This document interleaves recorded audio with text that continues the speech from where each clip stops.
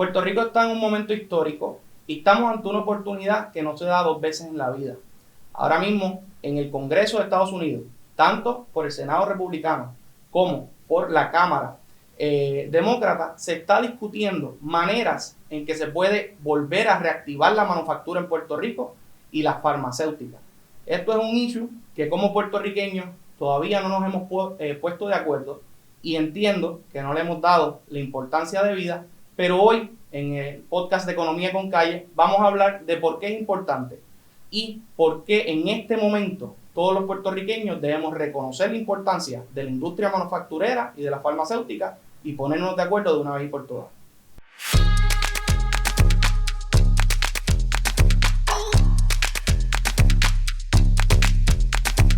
Bueno, y ahora vamos a relajarnos un poquito, vamos a tener una conversación sobre el tema, que es un tema serio, es un tema que puede ser un poquito denso, pero mis invitados hoy nos hemos puesto de acuerdo en llevarlo con calma, ¿verdad? Y hablarlo como buenos puertorriqueños.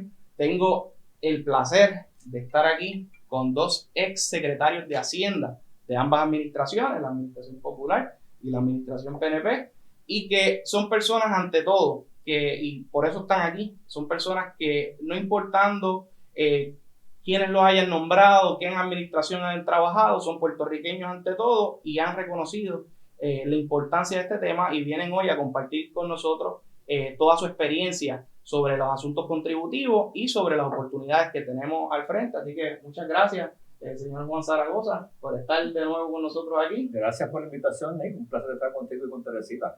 Y gracias, Teresita, la primera vez que nos acompaña. Muchas gracias, Nick, y encantada de estar compartiendo el tema con Juan. Pues, Teresita Fuente, yo estoy hecho un freak de todas las columnas que has estado escribiendo en el Weekly Journal sobre este asunto de farmacéutica. Creo que estamos de acuerdo en un par de cositas y estamos viendo, ¿verdad?, en este momento cómo se ha vuelto una discusión política. Y yo creo que por eso es que quería traerlos a ustedes, ¿verdad?, porque aunque gente piense, mira, son diferentes bandos, realmente es que no hay un bando. Y quisiera, ¿verdad?, que ustedes, ¿verdad?, expliquen este asunto desde sus diferentes perspectivas, con las diferentes ideologías que tengan, pero no entrando tanto en la política, porque aquí lo importante no es la política, sino es el bienestar del país. Así que me gustaría, Teresita, que tomes primero la voz cantante y nos expliques, primero que nada, qué estamos viendo en el Congreso, qué es lo que está pasando, para que la gente entienda, ¿verdad?, y se ubique en tiempo y espacio. Gracias, Nick. Encantada de estar aquí hoy. Y este tema ciertamente es uno que a mí me apasiona por muchas razones. Por muchos años trabajé con clientes que estaban relacionados con la industria de manufactura y ciertamente, como tú muy bien explicas, estamos en una coyuntura histórica. Es una ventana que no se nos puede cerrar. Puerto Rico se nos está hundiendo. Económicamente todos sabemos las vicisitudes que estamos pasando y tenemos que salir para poder echar adelante. Hay una ventana de oportunidad que, como yo digo en mi último artículo escrito, usando las palabras de Bob Dylan en su canción, Times are changing. Y los tiempos están cambiando. Y cuando ya uno escucha a senadores republicanos y profesionales en el Congreso, asesores del presidente, que están hablando de utilizar la oportunidad de tener a Puerto Rico, que ya tiene experiencia con la manufactura, tiene infraestructura y las facilidades para hacerlo, utilizar a esta isla para poder producir productos que son críticos en este momento. Así que el proceso de pasar por una pandemia ha abierto esa oportunidad, ha cambiado lo que antes se veía como un beneficio corporativo que podía ser abusivo. Ahora es una necesidad que tiene el gobierno de Estados Unidos de manufacturar dentro de su territorio. Y esa oportunidad, Puerto Rico está posicionado en un momento histórico y económico impresionante para poder agarrar esa oportunidad y abrazarla, y ya tenemos parte de la industria aquí. Es cuestión de mantenerla y de crecerla. Hay una serie de beneficios contributivos que se están mirando a nivel del Congreso. Ya han salido 2 proyectos y un tercero que sometió también la comisionada residente de Puerto Rico, Particularmente 2 de ellos son contraparte en la Cámara y en el Senado, lo que nos posiciona en un lugar muy favorable porque le elimina unas penalidades que hoy Puerto Rico tiene para la industria de manufactura en Puerto Rico. Así que esos proyectos que tienen contraparte en Cámara y Senado son importantísimos. Y mi opinión muy particular es que estamos en una coyuntura que como pueblo tenemos que unirnos y el gobierno y los líderes de las asociaciones tienen que unirse para apoyar estos proyectos, para que se den. No es momento de estar limitando, no es momento de estar peleando, sino más bien viendo a ver qué tenemos que hacer para que esos proyectos se den, que se aprueben y que esa industria tenga confianza nuevamente de traer nuevas operaciones a Puerto Rico o inclusive crecer las operaciones que ya están en Puerto Rico. Y Juan, ¿tú lo ves de la misma manera? ¿Tú entiendes que esto es algo que no se puede dejar pasar? No. Oye, comentábamos ahorita fuera del aire que de hecho esto de la pandemia ha cambiado el juego. Porque fíjate que cuando el cuatrenio empieza, empezamos con Trump, y el Make America Great Again y el Guilty que se discutió en un capítulo anterior de este podcast. Y tú sabes que para Trump nosotros no necesariamente somos América, ¿verdad? Y surgieron unos hechos ahí que no nos eximieron, no nos dieron un trato especial dentro de esa legislación. Después viene María, que también afectó a la manufactura porque trajo, según me comentan gente que corre esas plantas aquí en Puerto Rico, trajo encima de la mesa un riesgo que siempre había estado ahí, pero que no era un riesgo que se discutía comúnmente, que es el riesgo climático, ¿verdad? Y recuerda que cuando María se discutió que era peligroso depender de Puerto Rico, había un hecho particular con lo que usan los diabéticos. Con insulina. Con la insulina. Que parece que una gran porción de la insulina del mundo se hace aquí. Y que, tú sabes, era un peligro depender de Puerto Rico para la insulina. Entonces, la puerta que da, ¿sabes? Arrancamos con lo de Trump, viene María, entonces ahora viene el COVID. Entonces, mira todo eso pues, patas arriba. Y te comentaba fuera del aire que en una portada de The Economist planteaban si eso iba a traer el fin de la globalización, de esa ola que trajo económica de las pasadas dos décadas. Que por ejemplo leía yo los otros días que un avión Boeing, las piezas se hacen como en 100 países diferentes. Entonces, esto del COVID, que provocó el cierre aéreo, el cierre de producción de bienes y servicios en un montón de países, lo que ha provocado es que muchos países han dicho, espérate. Pues yo tengo un riesgo, esto es un hecho de seguridad nacional. Déjame esta dependencia de materia prima, sin entrar en de alimentos, de otras cosas, de otros países. Esto puede ser peligroso. O sea, que va a haber unos cambios grandes a nivel global entonces, de ahora en adelante. Y esta no es la primera pandemia. Yo me imagino que esto de aquí para adelante va a ser, tú sabes, común. Entonces eso de momento cambia el escenario y ahora entonces Estados Unidos en esa misma línea que es consono con lo que quería Trump. Me están diciendo lo que dice Teresita, espérate. Yo creo que aquí es hora de traer mucha de esa producción al territorio americano y no depender de Irlanda y de China y de otros países. Esto es un hecho de seguridad nacional, que la 936 nunca fue un hecho de seguridad nacional. Era un hecho más económico, ¿verdad? De Puerto Rico, las farmacéuticas también se beneficiaron, pero por primera vez, bueno, al punto, como dice ella, que hasta republicanos están diciendo, mira, yo creo que hay que mirar a Puerto Rico está ready. ¿Y por qué? ¿Por qué Puerto Rico? Bueno, nosotros fuimos los líderes y todavía somos un jugador bien importante en ese sector. Tenemos, como dijo este señor Navarro, tenemos unos centros industriales. Como 100 industrial parks. Como 100 industrial parks. Que es verdad que están medio deteriorados, uno va por ahí y le da pena. O sea, eso le parte el alma a cualquiera. Pero que, pues, no te toman tantísimo tiempo prender el carrito de nuevo. Tú sabes. Además que hay mucha gente entrenada en Puerto Rico, mucha gente de calidad. Todavía la universidad la universidad es un factor importante, la UPI, Mayagüez. O sea que las cosas no se dan en el vacío. O sea, esto más allá, la necesidad de Puerto Rico, ¿verdad? La crisis que tenemos es importante. Pero los astros se alinearon y este es el momento. Que hasta los mismos americanos están diciendo, esto es un hecho de seguridad nacional, tenemos que recoger vela, además de to make America great again, para make America safe again. Espérate, déjame, vamos a recoger, vamos a tener esto controlado al lado de acá. Entonces, según lo que tú dices, esta vez es diferente que en veces anteriores, que ha habido quizás una urgencia también de reactivar la economía de Puerto Rico, porque ahora es un issue de seguridad nacional de Estados Unidos. Exactamente. Así que esto le da una fuerza más grande y hace que esto sea realmente una oportunidad. Antes había que ir a venderlo. Exacto. Mira, que esto es ¿Dónde está Puerto el Rico, somos ciudadanos americanos, te conviene. Ahora ellos son los que dicen, vieron el mapa así, espérate, si aquí yo tengo un sitio que está ready to go. Y eso es otro juego de pelota. Y entonces, por el lado contributivo, porque eso de esta vez es diferente, ¿verdad? A mí me da una seguridad de que como es un asunto de seguridad nacional de Estados Unidos, van a querer que ocurra. Y obviamente nosotros vamos a poder resolver un problema de cadena de suplido, de supply chain, de suministro, que eso, bueno, si puedes resolverle ese problema a un país, yo creo que te hace muy relevante.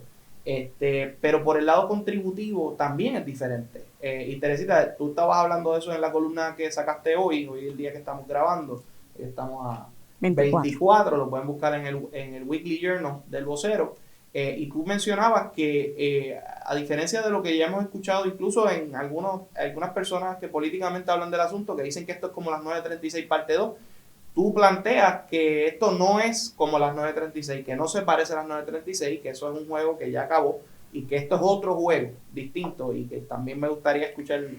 Y yo creo que me encantaría enfatizar que esto no tiene nada que ver con 936. Cada vez que escucho a alguien queriendo unir los temas, no tiene nada que ver. Las dos son créditos.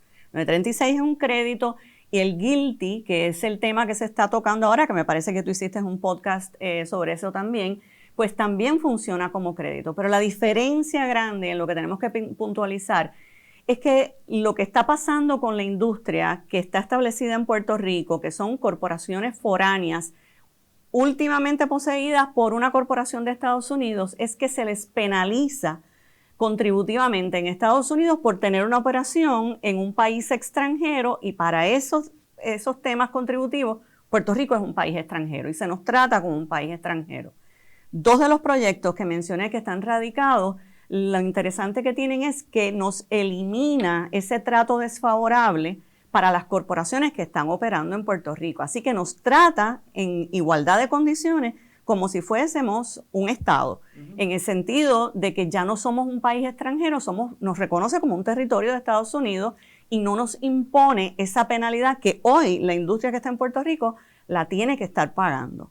Así que esa es la importancia y la razón por la cual ese crédito en particular, que es bastante complejo determinarlo, se elimine. Entonces, quiero también añadir a todo el tema que hemos hablado, que Estados Unidos se ha dado cuenta que la industria se le estaba yendo de la jurisdicción a países extranjeros. ¿Por qué? Por el tema contributivo. Pero no a Puerto Rico. No a Puerto Rico. Se estaba yendo para Irlanda, para Singapur, para las jurisdicciones que menos te puedas imaginar. Malasia, hasta China. Algunas de las empresas que se van para China, pues se van con el temor de que tienen unos riesgos con sus intangibles, pero sin embargo se están yendo. Y se están yendo porque los costos de operación son más económicos y porque contributivamente salen mejor. Están dejando de pagar contribuciones en Estados Unidos, están difiriendo porque la ley así se los permite. Pues ahora, si se hacen los ajustes que se tienen que hacer con el GILTI, esa industria potencialmente puede volver a Estados Unidos. Y lo interesante de eso también es que cuando esas industrias se le van para otros países, como decía Juan, el supply chain y todo esto de manufacturar en distintos países que se interconecta, cuando Rentas Internas Federal hace una auditoría en esas operaciones, pues hace unos ajustes que no son unilaterales. Tú tienes que envolver a las dos jurisdicciones. O sea, Estados Unidos no puede decir, no, ese ingreso no es de Irlanda, es de Estados Unidos. Pues entonces Irlanda puede decir, no, es de aquí. Entonces las dos jurisdicciones tienen que discutirlo. Hay que referirse a tratados, hay que referirse a una serie de reglas que incluso ahora se están estableciendo en la OECD, una serie de requisitos para los supply chain que complican las operaciones. Así que no es tan fácil para Estados Unidos que las empresas se mantengan estableciendo afiliadas en países extranjeros. De ahí lo interesante que ellos estén reconociendo que tienen que traer esa manufactura de vuelta a Estados Unidos y Puerto Rico tiene que levantar la mano y decir estoy aquí. No, y de hecho, yo creo que ni han esperado a que nosotros levantemos la mano porque han tomado, ¿verdad?, una iniciativa. Nuestra comisionada reciente hizo un proyecto que es positivo porque crea unos créditos también, pero que muchas personas entienden que no es quizás de la magnitud que sería eliminar el GILTI. Y yo quiero simplificar las cosas para la gente que no sepa muy bien de contribuciones, cómo opera, ¿verdad?, Puerto Rico y las contribuciones en los Estados Unidos y fuera de los Estados Unidos. Básicamente, tú tienes dos cosas en un estado. De los 50 estados, tú tienes las contribuciones que son federales y las contribuciones que son estatales, ¿verdad? Si Puerto Rico fuera un estado, como mismo pone las contribuciones ahora mismo, pondría sus contribuciones, ¿verdad? Pero ahora Puerto Rico no está pagando impuestos federales. Pues lo que en un pasado funcionó era que como Puerto Rico no tenía todos esos impuestos federales que pagan en los Estados Unidos, pues entonces a nivel estatal nosotros también bajábamos las contribuciones estatales y entonces pues era muy atractivo para las compañías porque las compañías no tenían que pagar impuestos federales y pagaban poquitos impuestos estatales. Esa combinación es buena, ¿verdad?, para que vengan estas compañías y aunque usted diga, adiantre, pero es que le estamos dando una tasa bajita comparada con otras tasas, bueno, es de actividad que usted no tenía antes. Porque esas compañías ni iban a mirar a Puerto Rico si no fuera por ese incentivo, ¿verdad? Y al final del día, hasta los estados hacen sus ofertas contributivas para atraer empleo, porque al final del día lo que tú quieres es competir y traer más empleo y traer mejor economía por el lado de los impuestos. Y teniendo ese modelo en mente y esa interacción entre los impuestos federales y los impuestos estatales, me gustaría tocar otro tema porque ya sabemos que por el lado federal se está dando la batalla de la eliminación del GILTI que le pone a Puerto Rico injustamente una imposición, unos impuestos nuevos federales. Lo que están buscando tanto demócratas como republicanos es eliminar ese impuesto que se le pone a Puerto Rico, pero hay una misa suelta a nivel estatal y que la hemos hablado, Juan, que es la ley 154, que es un impuesto que se le puso en la época de Luis Fortuño, se le puso ese impuesto a una venta, y quiero que después explique un poquito cómo funciona, pero un 4% sobre un bruto que representa como 1.8 billones de dólares para la industria y que para nosotros representa como el 20% de nuestro presupuesto, o sea, con un impuesto agresivo. Y que se crearon unos créditos, pero me gustaría que hablaras de eso un poquito más y saber si eso se puede mantener o si hay que eliminarlo y cambiarlo por quizás. Sí, pero antes de contestarte eso, quiero darle la importancia que Teresita le estaba dando a la juntilla esa con la 936. Y, oye, yo entiendo a la gente porque la cosa nostálgica, ¿verdad? De la 936, que para los que nos están oyendo, eso corrió del 76, corrió hasta el 2006, ¿verdad? Del 76 al 96, en el 96 se aprobó legislación, darle 10 años de vida y terminó en 2006. En esa época la manufactura, el empleo manufactural creció a 170 y pico mil personas, ¿verdad? Ahora está en 70 y pico, 100 mil menos. Pero esa juntilla no nos conviene. Yo sé que aquí este programa lo oye mucha gente joven. Hace casi 30 años, en el 93, Gao sacó un informe que fue el que desencadenó todo este lío. Es que en aquella época se acuñó aquel término de corporate welfare, mantengo corporativo, ¿verdad? Entonces yo estaba buscando, y lo apunté por aquí, ese informe decía que el beneficio contributivo por empleado de las 936 era 24.300 pesos. Wow. Y lo que la empresa pagaba en sueldo era 22.800. Eso era más el beneficio que lo que pagaban en sueldo. Entonces, pues ya tú sabes la que se formó. Pero eso es para el federal.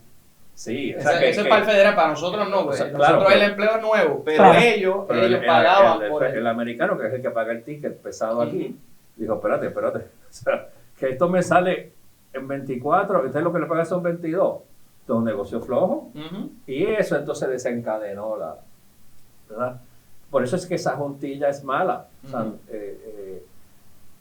nosotros tenemos lo que se diseña, tiene que evitar de cualquier forma que se le ponga el sello de corporate welfare. ¿Verdad? Yo no creo que el efecto, hay que ver compañía por compañía, hay que tirar los números. Yo no creo que el efecto de sacarnos de GILTI tenga este impacto tan brutal por empleado, ¿verdad? Porque a fin de cuentas, lo que queremos es que se nos distinga, que se nos dé una herramienta competitiva, ¿verdad? No va a llegar esto estos límites ofensivos, que fue lo que provocó todo eso, ¿verdad? Que es uno de los grandes defectos de la 936, que ella misma carga, era como a curse and a blessing. Exacto, por diseño. Por diseño. Por diseño ya venía con que sus su problemas. blessing fue su curse. Pues ese mismo, pues mira, pues... Era una gancería. Y fue tanta la gancería que alguien que sacaste la cabeza del agua y te dispararon. Así es. Pues, entonces ese tipo de cosas son las que hay que evitar. O sea, hay que hacer algo que sea más equitativo. El hecho de que ahora es un issue de seguridad nacional, pues eso le da peso a la balanza al lado de acá, ¿verdad? Beneficio para Puerto Rico. Cuando se tienen los números por compañía no van a ser tan pesados en ese desbalance como fue con la 936. Por eso es que tenemos que alejarnos de eso, ¿verdad? Y la gente también tiene que entender que esos tiempos no vuelven. Hablábamos fuera del aire, tú sabes. Mira, se perdieron 100,000 empleos. Con que esta gestión traiga 25, 30, 40,000 empleos, estamos queridos. Aquí no hay una varita mágica. Aquí va a tener, para echar para adelante el país, tiene que ser un poquito de manufactura, un poquito de turismo, servicios, exportación, pero que la gente se saque de la mente esto del maná del cielo, que lo que necesitamos es una 936 que venga, se creen 150,000 empleos y empieza a salir los chavos por la pluma del baño. Eso no va a pasar. Eso no es realista. Exactamente. Eso es correcto. Déjame abonar a eso. Muchas personas que se han estado oponiendo a hablar de todos estos proyectos dicen es que ya la manufactura no produce esos miles de empleos y ahora todo está mecanizado. Sí, es cierto, todo está mecanizado, no va a producir los miles de empleos, pero oye, si yo puedo diversificar mi economía para que no nos convirtamos en una playa nada más, porque turismo es bueno, pero no podemos depender de eso nada más, servicios también es bueno, pero no podemos depender de eso nada más, tenemos que tenerla diversificada, y si yo puedo mantener a estas generaciones que se están graduando, que son brillantes de Mayagüez, y en vez de que se me vayan para Texas, para NASA, los puedo retener aquí, estoy segura que muchos padres de familia van a estar bien contentos de tener a sus hijos aquí, de que no se le tienen que ir a buscar trabajo. O sea, mis 2 hijos están fuera de Puerto Rico, pero es que los 2 están en temas que aquí no podrían conseguir trabajo, y eso a mí me da muchísima pena. Es un enfoque, yo creo que más de empleo, de que nosotros entendamos que es un asunto, un esfuerzo de traer empleo. Aquí no se trata de darle una ventaja política a un partido o a una ideología, se trata de crear o no crear empleo. Exactamente. Pero aún así yo reconozco que uno de los problemas principales que tenemos en oposición en Puerto Rico, porque yo creo que todos los puertorriqueños queremos más empleo. No creo que ese sea el motivo de la gente que se opone. El motivo de la gente que se opone es un motivo más que nada ideológico. Entonces, antes de entrar a la 154, pues me gustaría tocar entonces el tema contigo, Teresita, porque tú planteas que el issue político de que yo sea estadista no necesariamente para esto que se está viendo, ¿verdad? Y que tenemos ante nosotros por parte del Congreso y que se está considerando, no es un impedimento a yo querer, por ejemplo, que se elimine el guilty. Y quería que explicara con qué se come eso, porque mucha gente lo ve como esto que se está haciendo es para aventajar el ELA y que la estadía nunca va a llegar por eso. Okay. Y también he escuchado, Nick, personas que dicen, tenemos que pagar contribuciones federales porque es que si no, no vamos a ser Estado. Eso vendrá en el momento en que tú seas Estado, vas a pagar contribuciones federales, eso no nos los despinta a nadie. El problema es que hay que empezar a caminar, aprender a caminar antes de correr.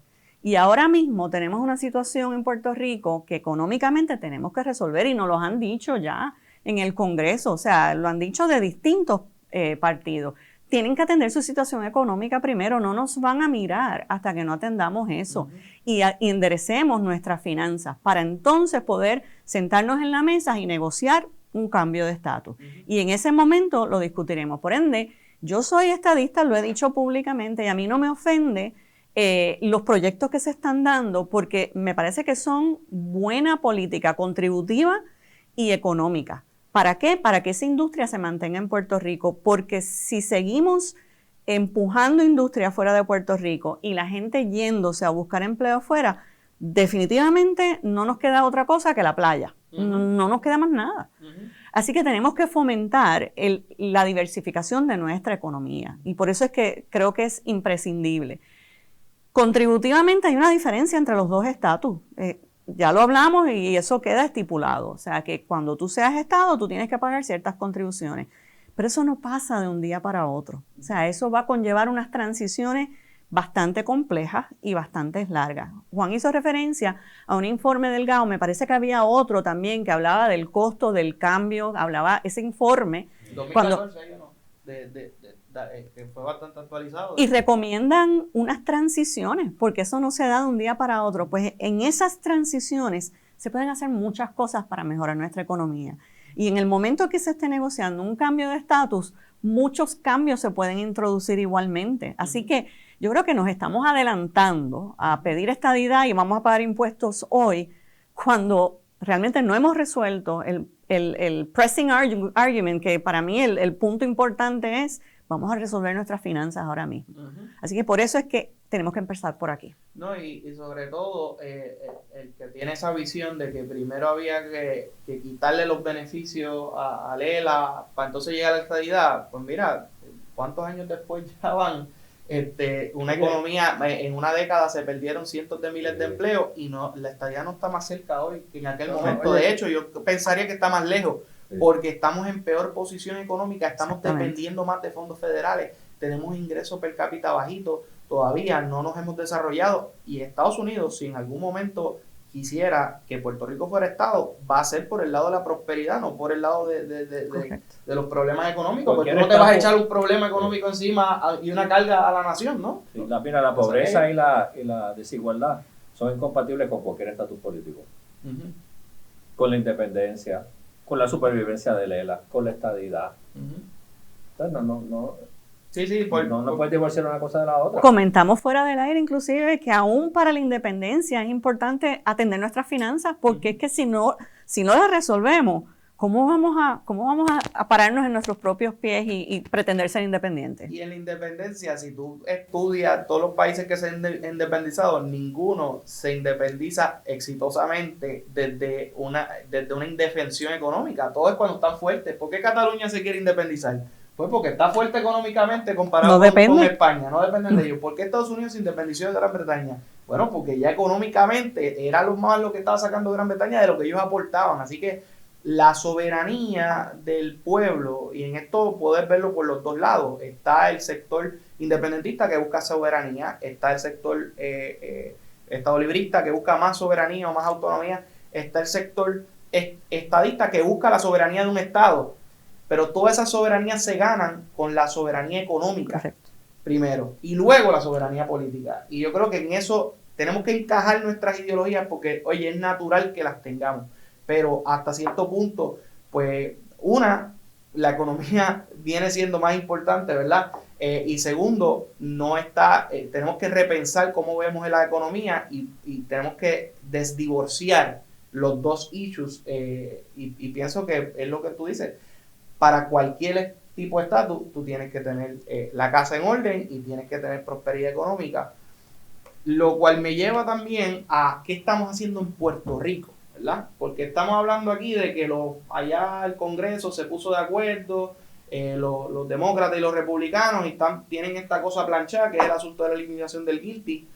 Pero en Puerto Rico tenemos unas misas sueltas que están en nuestra cancha, la bola, y una de ellas es la ley 154. Sí, que yo ahorita me hiciste la pregunta y yo te cambié el tema. Pero qué bueno, porque la mejor, pero esa misa suelta yo creo que hay que atenderla, y es el asunto de que ya a nivel federal se está resolviendo algo, pero a nivel estatal contributivamente tenemos esa. Sí, hay que atenderla por dos razones, yo te diría, un poco de trasfondo, ¿verdad? Sin entrar en la cosa técnica.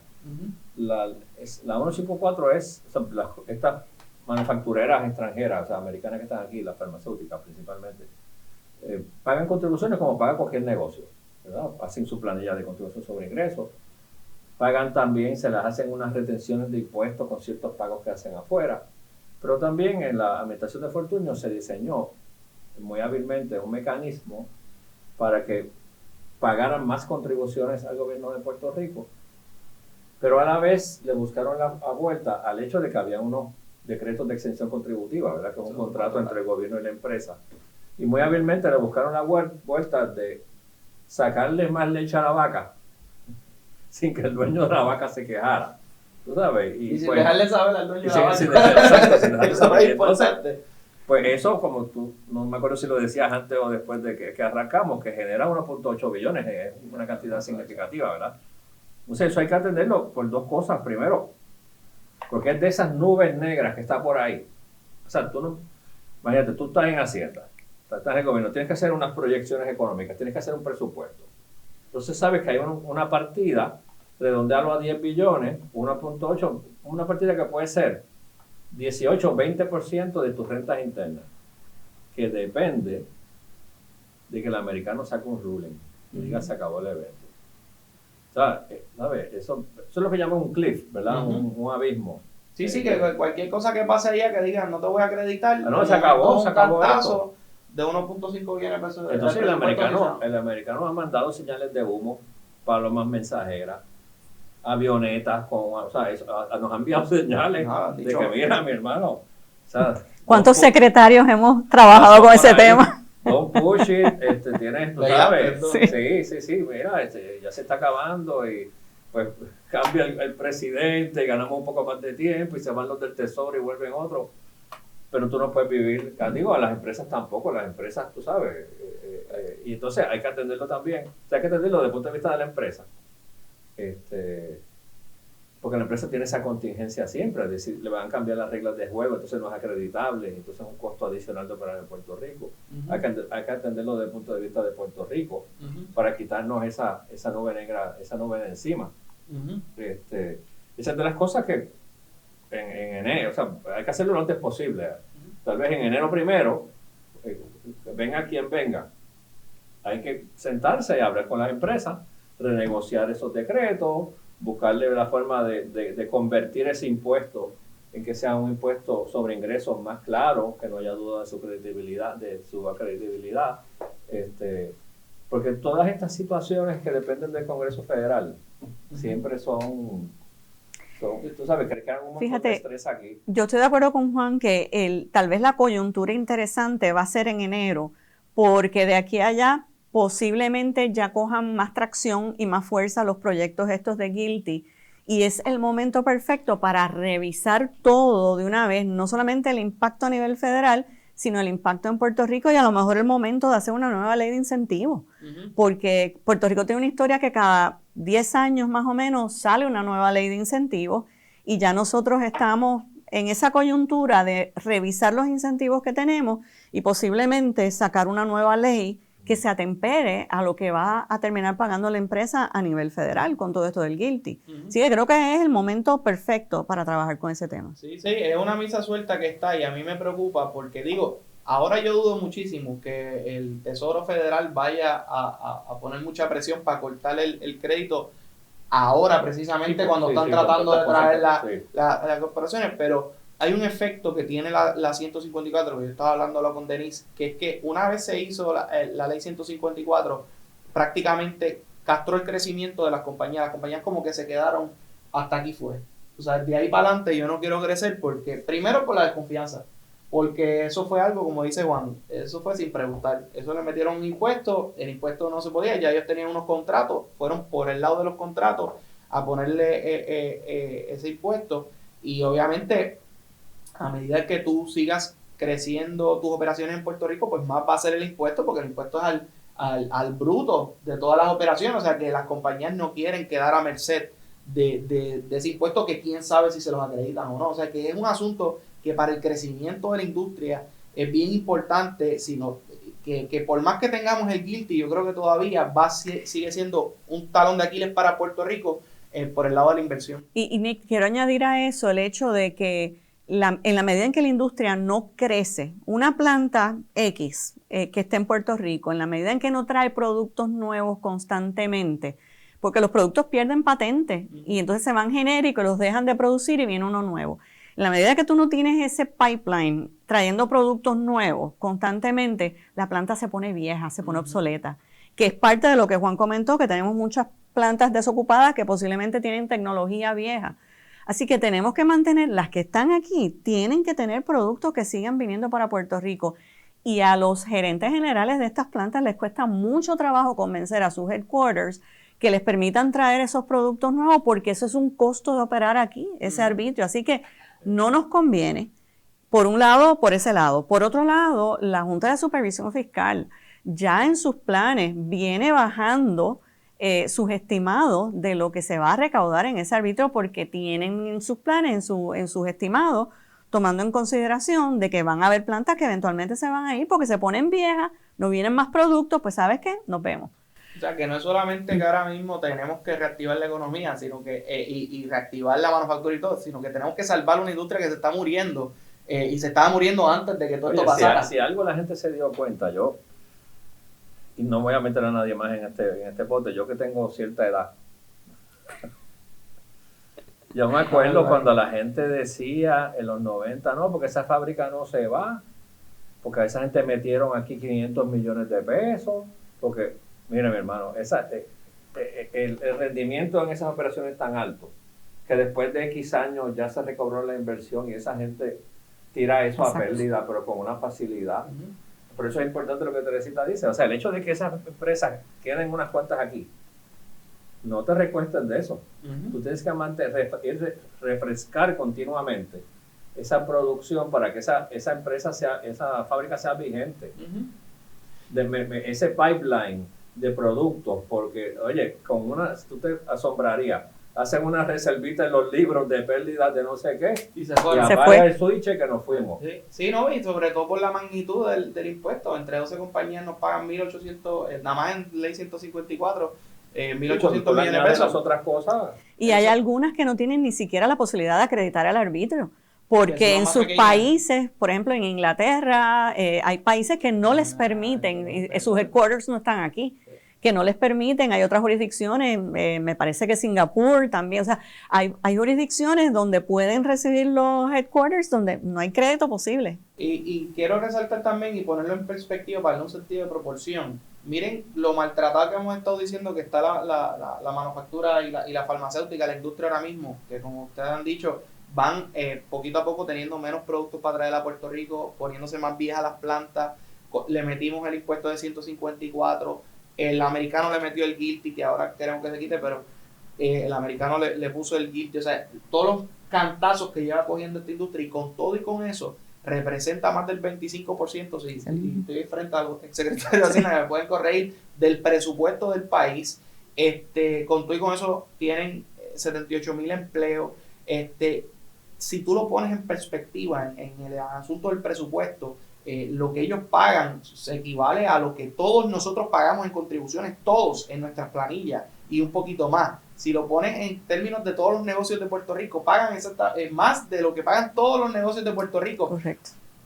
Y ponte a pensar si pudiéramos, no solo con manufactura, con farmacéutica, pero con más manufactura, con más producción, atraer más capital a Puerto Rico, atraer más dinero al erario público, ¿verdad?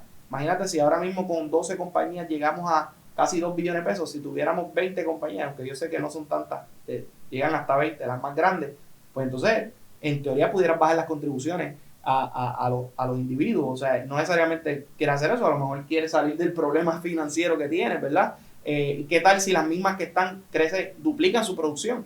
O sea, es añadir al Puerto Rico, es añadir al erario público, y eso nos puede ayudar a bajar las contribuciones que tan altas están en Puerto Rico para todos nosotros, atraer empleo, y yo creo que esa perspectiva de aún lo maltratada que está, todo lo que representa para Puerto Rico, que es 3 veces lo que representa el turismo y no le damos esa importancia, y yo creo que entender eso para entonces capitalizar sobre eso y actuar sobre eso, yo creo que puede hacer una gran diferencia para Puerto Rico. Sí, oye, me voy a meter en en arena movediza, pero es que no me puedo quedar callado. Es que en el ámbito político hay ciertas personas, ¿verdad?, que ven con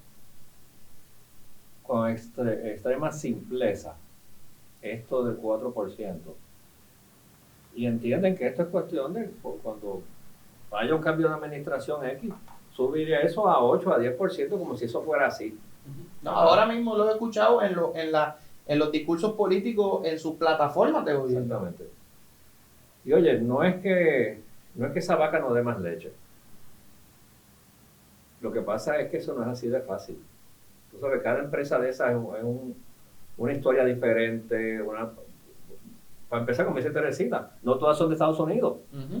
Y aún las que son de Estados Unidos, cada una tiene sus particularidades, tú sabes. Tú no puedes generalizar. O sea, esto no es así de tú llegar el 1 de enero a Fortaleza y pasar una legislación de que tú subió a 10 porque oye, ya se demostró lo frágil que es, que con la eliminación de la 936 bajó de 175,000 empleados a 75,000. O sea, eso... Sí, la pregunta es tampoco es que hay que regalarle la casa. ¿Por qué queremos sacarle más leche a una vaca si podemos tener 2 vacas? Y ese es mi... O sea, mi punto es el lado de crecimiento versus el lado de coger, ¿verdad? Y yo creo que esos son 2 estrategias totalmente diferentes. Y yo creo que uno debe estar prestando más atención a aquellos políticos, ¿verdad? Y gobernadores en este caso, que es quien más tiene injerencia en esto, que hablan de sumar más actividad económica para que haya más recaudos, versus los que quieren chuparle más contribuciones a la actividad económica, porque ¿sabes qué? Llega un momento que tú ordeñas la vaca tanto que la vaca se muere. Mira, yo estoy seguro que Teresita vivió esto, porque mientras más tú te vas acercando, en las experiencias de trabajo, mientras más tú te vas acercando a líderes de estas empresas a nivel más alto, tú te vas dando cuenta lo frágil que son estas operaciones. Como yo decía ahorita, con la facilidad que esta gente apaga el switch y se van. Es que es parte de bueno, yo me voy a meter también en la parte política ahora, siguiendo el comentario de Juan, y es precisamente por esa línea. O sea, estas empresas reciben a nivel de headquarters todos los días la prensa de Puerto Rico y las noticias de Puerto Rico, y observan con mucho cuidado lo que se dice y se deja de decir aquí, los proyectos que se someten y las plataformas de los distintos políticos. No se puede tomar de manera liviana el hecho de que pues voy a subir esto a 10% o voy a hacer aquello, porque allá están haciendo planes y ellas no planifican para 2, 3 o 4 años. Se hacen planificaciones a largo plazo. Y en la medida en que tú haces ese tipo de cosas, lo que vas es minando la confianza. Minó la confianza el impuesto del arbitrio de la 154, que pasó, fue una legislación que se dio en un fin de semana y cogió a las empresas desprevenidas. Esa herida está todavía ahí. Y entonces es muy delicado y muy peligroso en este momento, cada vez que sale, a alguien se le ocurre un impuesto para cuadrar el presupuesto, es que va más allá de cuadrar el presupuesto. Es que tú estás haciendo planes con el dinero de otra persona que está planificando otras cosas. Así que es delicado. Y cuando tú localizas una compañía en un lugar, tú piensas en muchos factores. Hemos hablado del factor contributivo aquí, que es bien importante, pero otro factor es la energía. Por ejemplo, en Puerto Rico tú tienes 3 veces el costo energético a nivel industrial que tienes en los estados. Ahora mismo es como 2 punto algo. Si se aprueba el RSI, que se está hablando de reestructurar la deuda de energía eléctrica, te sube a 4, casi 5 veces lo que pagarías en Estados Unidos. Tienes por un lado eso, que estamos tratando de compensarlo con el asunto de los impuestos. Pero hay otra serie de cosas que ven, y dentro de esas cosas que ven, ¿sabes qué es? El riesgo político. ¿Por qué precisamente se quieren localizar en Puerto Rico y no se quieren localizar en República Dominicana? Bueno, yo no sé si mañana hay un golpe de Estado en República Dominicana. Yo no sé si mañana gana la izquierda, la ultraizquierda y me sacan a patas del sitio. Lo mismo pasa en Puerto Rico, porque al final del día somos bien diferentes a la política, no es republicano y demócrata. Y entonces ese riesgo de que yo tenga una facción popular o una facción dentro del Partido Popular o dentro del Partido PNP que no quiere ver las farmacéuticas ni en pintura, que no quiere ver, entre comillas, las foráneas, ¿verdad? Porque esos empleos no son foráneos, esos empleos son en Puerto Rico. Ese riesgo yo creo que es fatal y puede hacer que todo lo que estemos hablando aquí de contribuciones, de energía, de lo que sea académico. Y yo creo que ese es el peligro principal, y yo creo que por eso es que tenemos que llevar como puertorriqueños un mensaje de unidad. Nosotros no se nos pide mucho. A nosotros como puertorriqueños la legislación está escrita, ya eso puede pasar sin nuestro consentimiento, pero nos queda a nosotros unirnos y decir, esto es lo que yo quiero para Puerto Rico, yo quiero más manufactura, yo quiero más empleo, yo quiero más desarrollo económico, y sobre todo, yo quiero actuar sobre eso para que esta vez sea distinto, para que esta vez podamos capitalizar. Y quiero ir cerrando, porque ya, para que pueda entrar a Instagram, ir cerrando un poquito en qué podemos hacer hoy nosotros ¿Y cómo podemos asegurarnos que esta vez sea distinto? ¿Quieres empezar, Teresita? ¿Qué podemos hacer? Yo creo que la unión es, como tú dices, es sumamente importante. Aquí ya no se trata y no deberíamos de pensar en las diferencias políticas. O sea, independentistas, estadistas, estadolibristas, tienen que unirse detrás de los proyectos. Pues no segreguemos, vamos a aprobar todos los proyectos, vamos a apoyar todos los proyectos, porque lo que le beneficia a una empresa a lo mejor no le beneficia a otra. Pues mira, no se trata del proyecto mío versus el del otro congresista, sino unirlos. Y vamos a unirnos detrás de todo lo que pueda hacer traer industria para Puerto Rico. Yo creo que eso es sumamente importante. A nivel de las asociaciones, que siempre hemos tenido una historia de que van todas a Washington cuando se están dando las vistas, entonces todas van y todas dicen algo diferente. Y entonces Juan va con un grupo y allá dicen una cosa y después yo voy con otro grupo y decimos otra, y los que están sentados en el Congreso siempre se quedan confundidos y dicen, pero ven acá, ustedes no son de la misma jurisdicción porque cada uno está diciendo algo distinto. O sea que tenemos que tener una base común. Los detalles se pueden resolver, pero tiene que haber una base común para fomentar la industria en Puerto Rico. Yo creo que eso es bien importante. Nuestros líderes políticos son los llamados a unificar esas bases. Me parece que la Junta de Supervisión Fiscal tiene un rol bien importante y que tienen que ser más proactivos porque tienen las relaciones y los contactos en el Congreso y tienen el poder sobre el político en Puerto Rico. Así que ellos también están llamados a este baile y todos tienen que trabajar en conjunto. Si esto no se logra, como dice Juan, apaga la luz y nos vamos, porque no se logra. Y no se logra dándole un golpe a lo que ya está golpeado. Que, de nuevo, 30% de nuestro presupuesto, Puerto Rico será un país bien distinto, sin 30% de nuestro presupuesto. Bien distinto. Los servicios fueran bien distintos. Son malos ahora, imagínate con 30% menos, uno de cada $3 menos. Sí, yo trataría de evitar el enmayamiento a la hora de pedir. Como decíamos ahorita, ¿verdad? Que en el caso de la 936 tenía las semillas de su destrucción en ella misma, porque era un blessing y un curse, era una bendición y tenía su propia maldición ahí, ¿verdad? O sea, el mecanismo tiene que ser un mecanismo que sea justo, que logre unos objetivos, ¿verdad? Y como dijimos ahorita, es otro ambiente, ahora mucho de seguridad nacional, que ese sombrero le da un color diferente, ¿verdad? Porque tenemos que huirle a que se parezca a la 936, tenemos que huirle a lo del corporate welfare, para que sea sostenible, para que sea algo que, pues mira, es bueno para la nación americana, bueno para su territorio, todo el mundo sale bien, no hay un abuso. Gao haga un análisis en el 2030 que diga que los beneficios para Puerto Rico son proporcionales a los costos para Estados Unidos, ese tipo de cosas. Eso hay que evitarlo. Número 2, yo creo que nosotros no fuimos suficientemente agresivos en el pasado, requiriéndole a estas empresas que se eslabonaran con suplidores locales. Yo creo que hay que presionarlos más para obligarlos, condicionarles algunos beneficios a contratar bienes y servicios locales. Porque eso es lo que te da la expertise. Pues esos ingenieros, pues mira, ahora usted va a estar a cargo de la parte de quality control del producto, o del manejo del inventario, o de algún tipo de, ¿verdad?, de proceso clave, que eso te le da el expertise, el know-how. Tú le pagas, te crea un capital local.